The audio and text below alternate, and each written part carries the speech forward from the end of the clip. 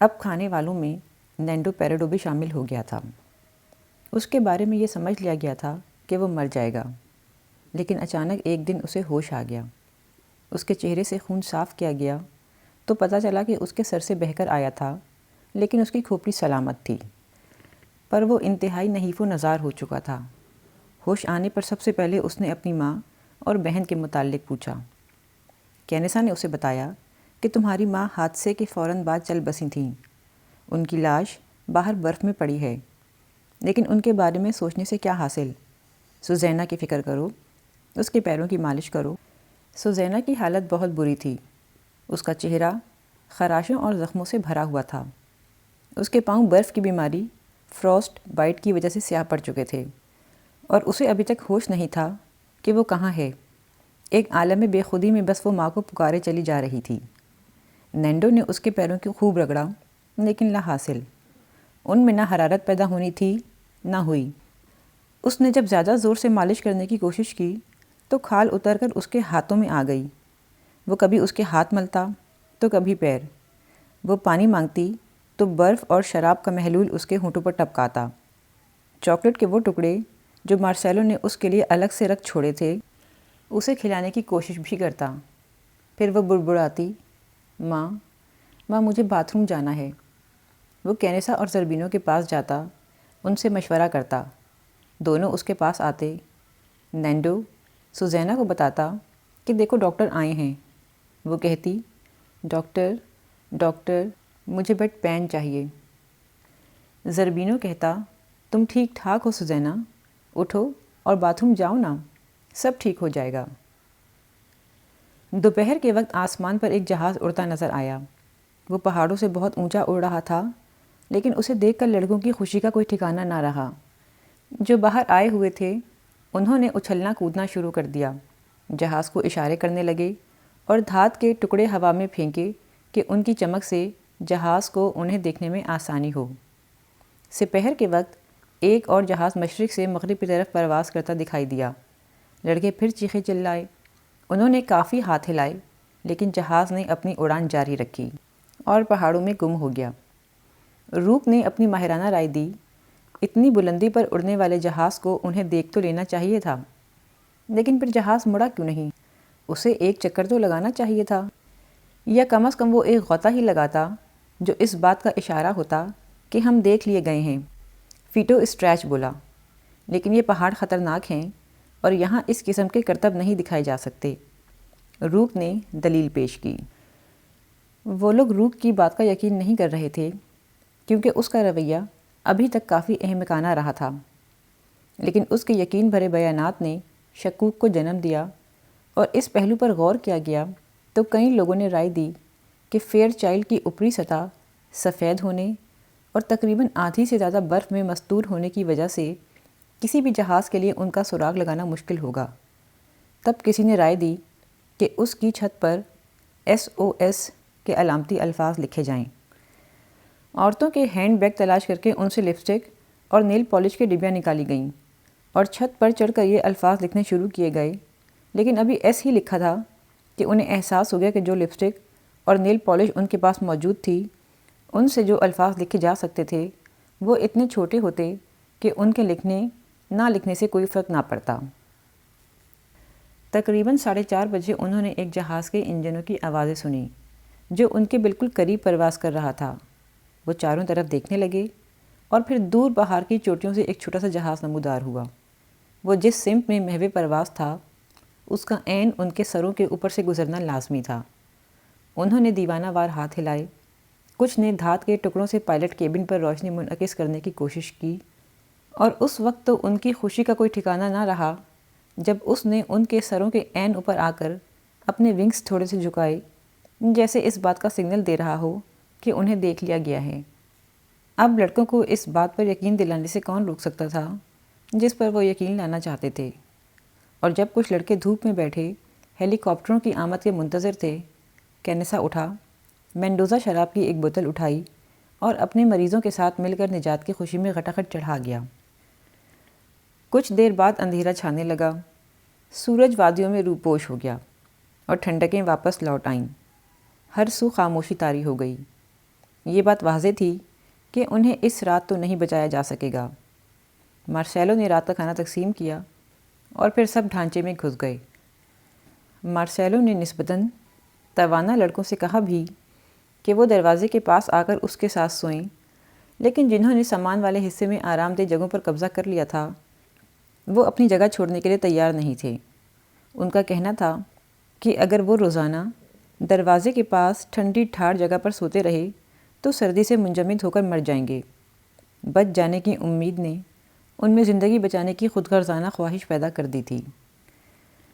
اتوار کی اس رات کوئی دیر تک نہ سو سکا۔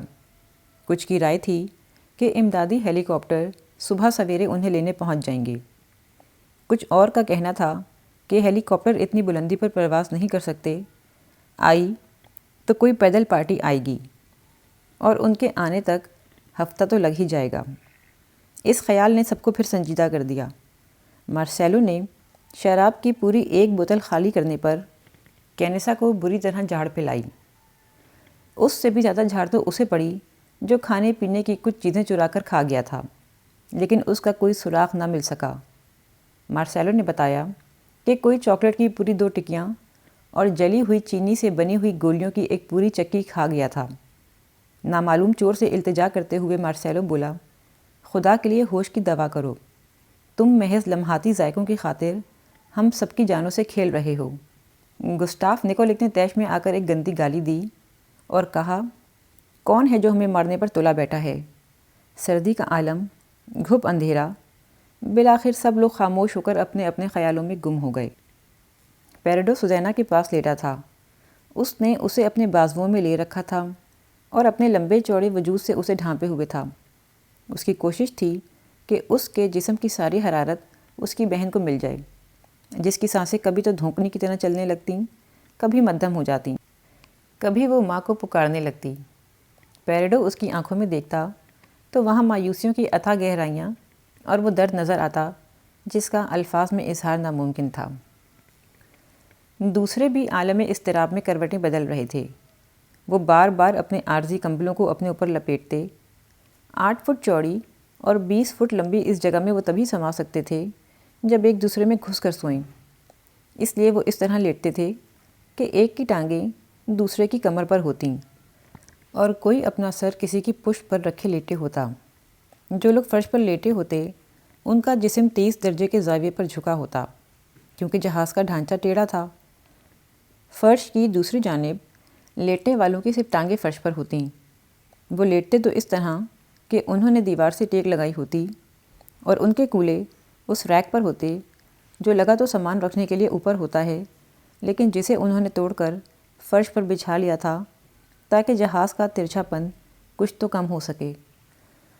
کرسیوں کی گدیوں سے کچھ آرام ملتا تھا، لیکن جگہ اتنی تنگ تھی کہ کوئی ایک آدمی بھی اپنی جگہ سے ہلنا چاہتا تو سب کو زحمت اٹھانی پڑتی، اس لیے کوئی حرکت بھی قابل قبول نہیں تھی۔ کوئی بیچارہ جسم کھجانے کے لیے ہاتھ بھی ہلاتا یا پیشاب کرنے کے لیے باہر جانا چاہتا تو اس پر گالیوں کی بوچھاڑ شروع ہو جاتی۔ بعض اوقات تو ہلنا غیر ارادی طور پر ہوتا تھا۔ کوئی لڑکا نیند میں اپنی ٹانگ ہلا بیٹھتا تو دوسری طرف لیٹے ہوئے لڑکے کے منہ پر جا پڑتی۔ ایک تو سوتے میں اٹھ بیٹھتا اور جسموں کو رونتا دروازے کی طرف بڑھتا اور کہتا، میں کوکا کولا لینے جا رہا ہوں۔ سب سے زیادہ جھلاہٹ روبرٹو کینیسا پر طاری تھی۔ ایک تو شراب کی بوتل خالی کرنے پر اسے جھاڑ پڑی تھی، دوسرے وہ تھا بھی تیز طبیعت کا مالک۔ 4 سال پہلے اس کے جو نفسیاتی معائنے کیے گئے تھے ان کے مطابق اس کی فطرت میں اشتعال انگیزی شامل تھی۔ رگبی ٹیم میں شمولیت اور طب کے پیشے کے انتخاب میں اس بات کو خاصا عمل دخل حاصل تھا۔ سب کا خیال تھا کہ سرجری کی چیڑ پھاڑ اور رگبی کی بھاگ دوڑ میں اس کی فطری صلاحیتوں کے اظہار کو مثبت راستہ مل جائے گا۔ جب بھی کوئی لڑکا کراہتا، کینیسا اسے بکواس بند کرنے کو کہتا، حالانکہ اس سے بہتر کون جانتا تھا کہ لڑکوں پر الزام رکھنا درست نہیں تھا۔ اس چیخنے چلانے میں اسے یہ بات سوجھی کہ ایک ایسا جھولا بنایا جائے جس میں زیادہ زخمی لوگوں کو سلایا جا سکے۔ دوسری صبح جب اس نے یہ خیال دوسروں کے سامنے پیش کیا تو لوگوں نے اس پر لعنت بھیجی۔ احمق، تم یہ جھولے بنا کر ہمیں مارنا چاہتے ہو؟ مجھے کوشش تو کرنے دو، کینیسا نے کہا، اور ڈینیل میپسون کے ساتھ مل کر وہ مناسب ساز و سامان ڈھونڈنے لگا۔ فیئر چائلڈ اس طرح بنایا گیا تھا کہ کرسیوں کو ہٹا کر سامان رکھنے کے لیے تیار کیا جا سکے، اور اس کے لیے سامان والے حصے میں نائلون کی کئی پٹیاں اور چھوٹے چھوٹے پول موجود تھے۔ ان کے سروں پر ٹوٹیاں سی لگی ہوئی تھیں جو مسافروں کے کیبن کی دیواروں میں مختلف جگہوں پر لگی دھات میں فٹ بیٹھ جاتی تھیں۔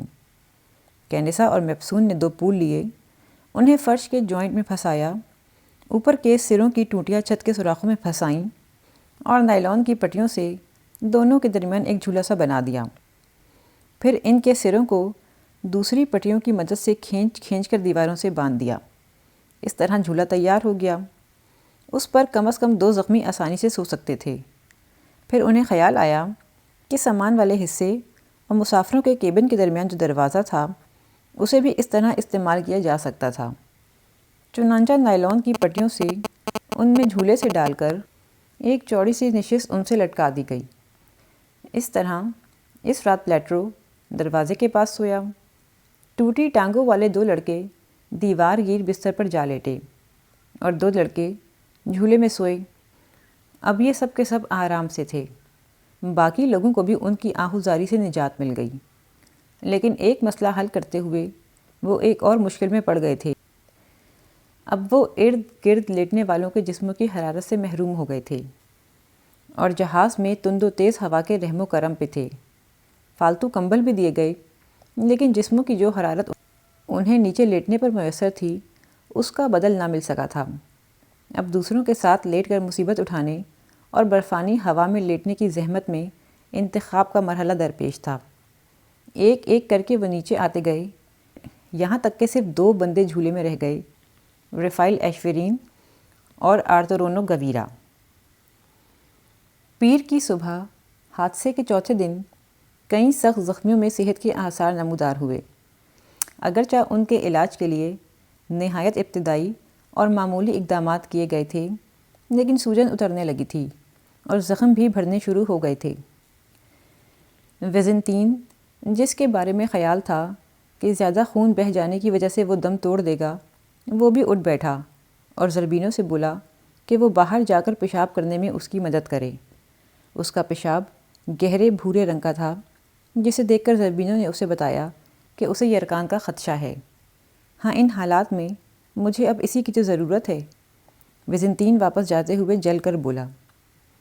پیریڈو بھی توقع سے کہیں زیادہ جلدی صحت یاب ہو رہا تھا، تو زینا کی فکر دامنگیر ہونے کے باوجود اس پر مایوسی نہیں چھائی تھی، بلکہ حیرت انگیز طور پر اس میں بچ نکلنے کے راستے تلاش کرنے کا حوصلہ پیدا ہوا تھا۔